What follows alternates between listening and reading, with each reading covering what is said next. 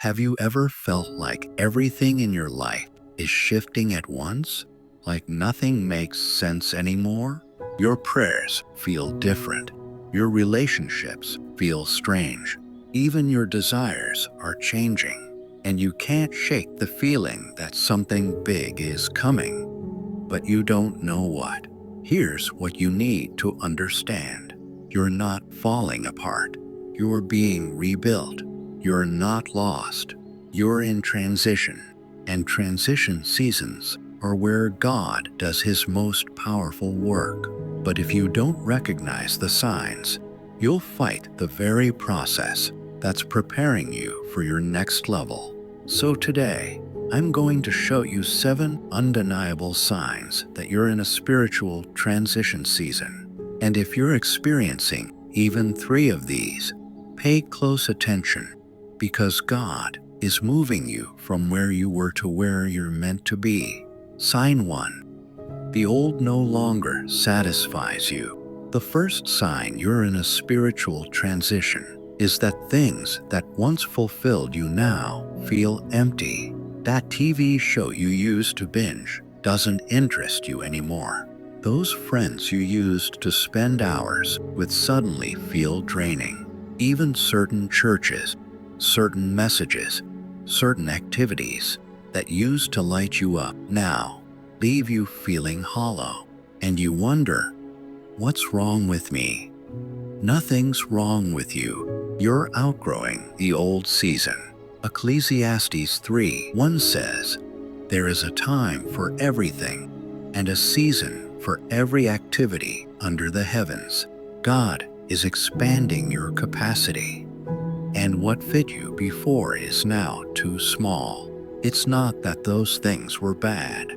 They were just for that season. But this is a new season, and in transition, God removes the appetite for what no longer serves his purpose for your life.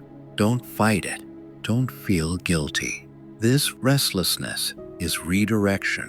It's God saying, "What I have next is bigger than what you've known." So if nothing seems to satisfy you like it used to, you're not backsliding. You're being prepared for upgrade. Sign 2. Isolation becomes necessary, not lonely. The second sign is that you're being pulled into isolation, but it doesn't feel lonely. It feels necessary. Suddenly, you don't want to be around everyone. You're craving time alone with God. You're saying no to invitations, cutting conversations short, choosing solitude over socializing.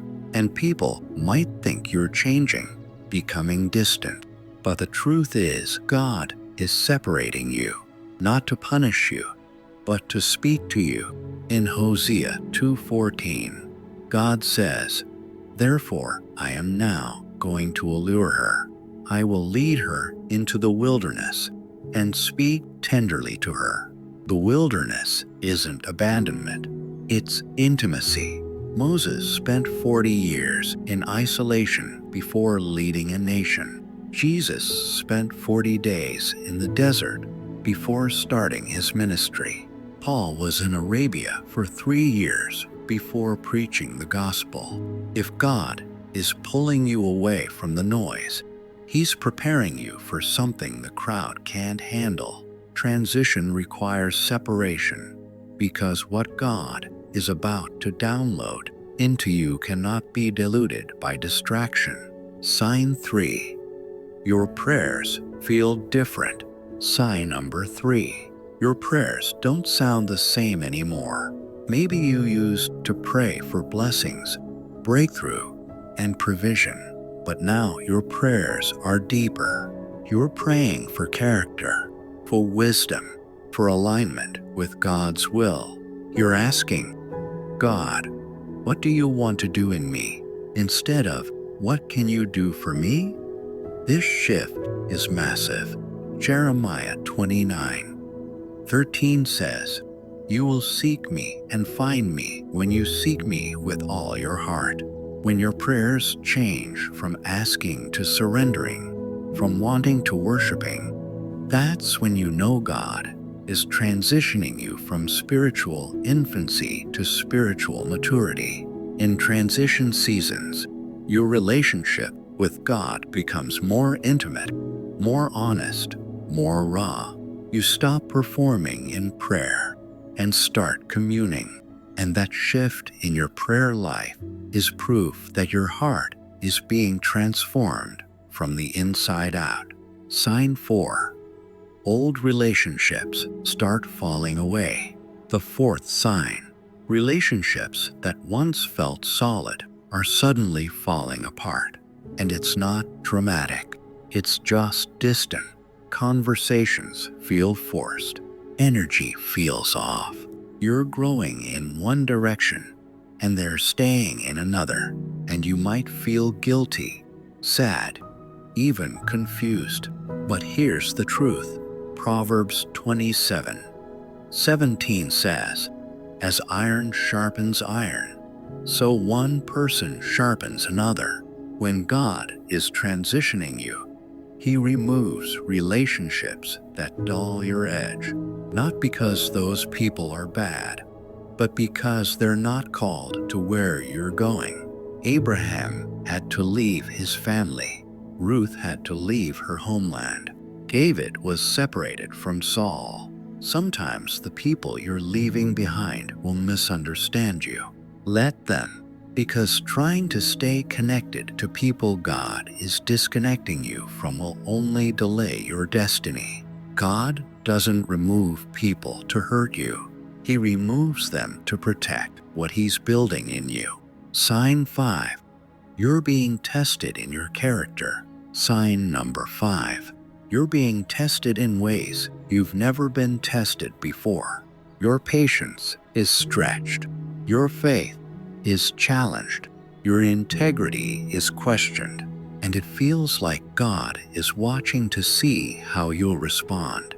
Because He is.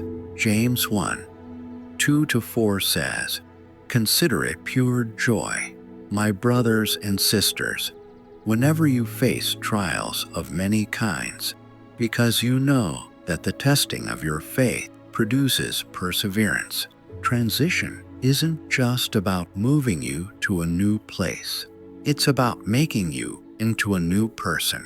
God is testing your character because what's coming next requires someone stronger, wiser, more grounded than who you were yesterday. Joseph was tested in slavery and prison before becoming second in command of Egypt. David was tested in the wilderness before he wore the crown.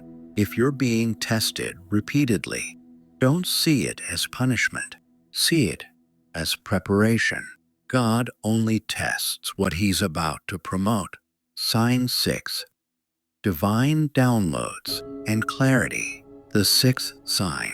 You're receiving divine downloads, ideas, visions, clarity about your future like never before. You wake up with insights. You hear God's voice in unexpected moments. You have dreams that feel prophetic. You suddenly understand scriptures you've read 100 times. That's not random. That's God downloading the blueprint for your next season. In Joel 2:28, God says, "I will pour out my spirit on all people. Your sons and daughters will prophesy. Your old men will dream dreams. Your young men will see visions." When God is transitioning you, He doesn't leave you confused. He reveals. He speaks. He shows you glimpses of what's ahead, so you can align yourself with His plan. Write these things down. Don't dismiss them. God is giving you vision because He's about to give you the victory. And the clarity you're receiving now is preparing you to walk into what He's already prepared. Sign 7. You feel like you're in between. Sign number 7. You feel stuck in between. You're not where you used to be, but you're not yet where you're going. It's uncomfortable. It's uncertain. And it's frustrating because nothing feels settled. But here's what you need to know. The in-between is where the transformation happens. Exodus 14:22 says, "And the Israelites went through the sea on dry ground, with a wall of water on their right and on their left." They weren't in Egypt anymore, but they hadn't reached the promised land yet. They were in between, and that's where God proved himself. The Red Sea moment, the manna moment, the pillar of fire moment. All of it happened in transition. So if you feel like you're in limbo, you're exactly where God wants you, because the in-between is where faith becomes sight. So if you're experiencing these signs, don't panic, don't doubt, don't turn back. You're in a spiritual transition season. And yes, it's uncomfortable. Yes, it's uncertain, but it's also sacred, because God only transitions those he's about to elevate. He only removes to rebuild. He only tests to promote. The question is, will you trust the process? Will you surrender to the season? Or will you fight what God is trying to finish in you? If this message spoke to your spirit, drop the word transition in the comments. It's your declaration that you're ready to embrace the shift God is bringing. Don't forget to subscribe and turn on notifications, because you don't want to miss what God is revealing next.